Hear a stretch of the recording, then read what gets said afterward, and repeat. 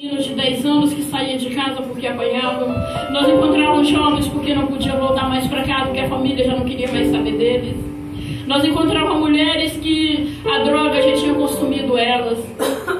Mas o meu maior encontro foi a primeira vez que eu cheguei dentro de uma aldeia indígena.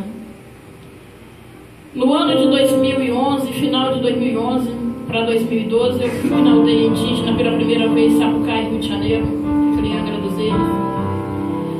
E lá eu me identifiquei com aquele povo, voltei novamente. E quando eu voltei lá pela segunda vez, eu descobri que eu era portadora de uma doença crônica. E essa doença me impedia de subir morro. Essa doença, na lógica humana, na lógica de médicos, ela me proíbe de estar no sol. Essa doença, ela me proíbe de subir qualquer morro com peso nas costas. Aleluia.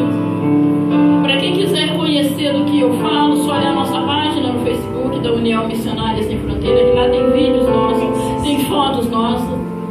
A aldeia de Sapucaí, Angra dos Reis, ela sobe e você vai fazendo curvas. E quantas vezes eu tive que empurrar a nossa Kombi para subir com as doações?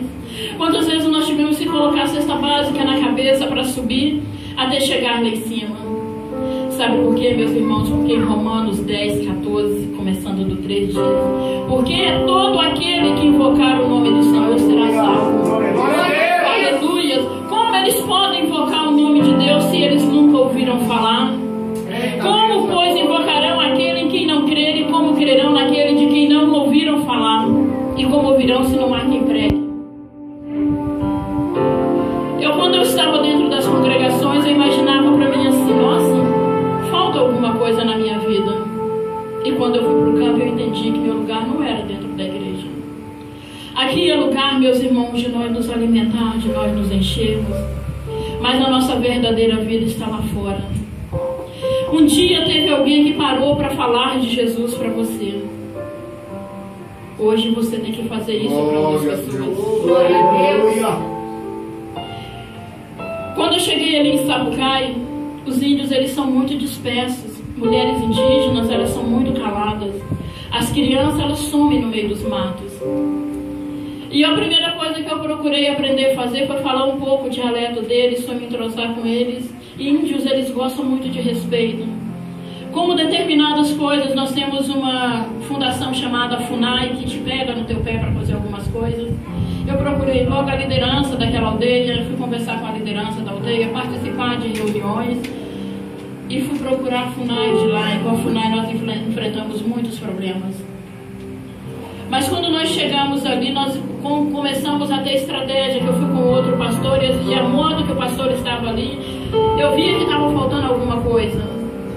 Então veio União Missionária Sem Fronteira. Por que União Missionária Sem Fronteira? Quando nós falamos de missões, nós não podemos ter fronteiras.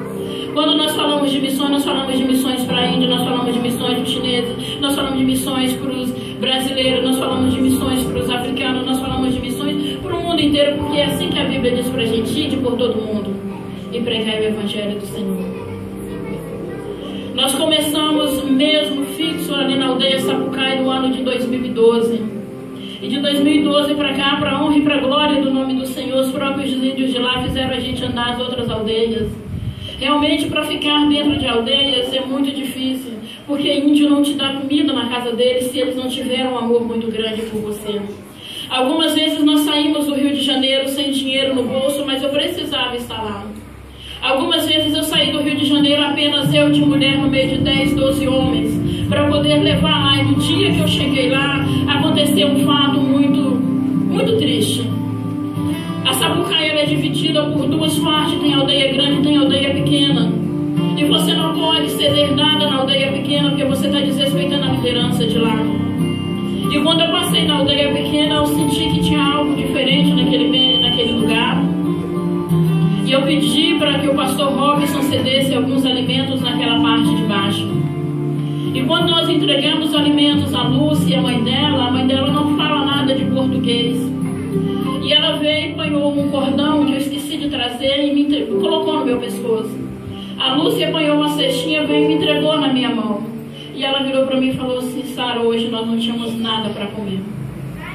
Sara, hoje nós não sabíamos o que ia dar para as crianças. Aí nós aproveitamos esse momento para falar de Jesus. Eu disse para ela assim, viu, Lúcia, hoje não tinha programação nenhuma para mim estar aqui na aldeia. Hoje não era para mim estar aqui porque eu tinha outra coisa para fazer, eu vim aqui trazer esse pastor. Mas você viu como Jesus não te desamparou? Como Jesus não deixou vocês desamparados? Ele enviou alguém para dar o alimento para vocês. Mas quando nós chegamos na parte de cima, meus irmãos, Sapucaí, ela tem 800 e poucos índios e 87 famílias, os alimentos não deu para todo mundo.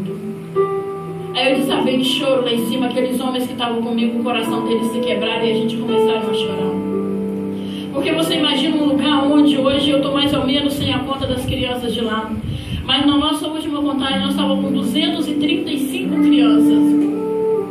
Eu já tive fatos de índios descer para a cidade, para o município que tem lá no Rio de Janeiro, chamado Itaguaí, dormir na rua, pedir comida em restaurante, porque não tinha o que comer, eu ter que apanhar um carro em Sepetiba e em Itaguaí buscar eles e trazer para minha casa, porque não tinha o que comer.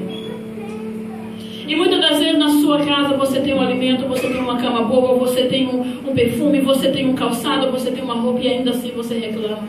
É, Jesus. Aleluia.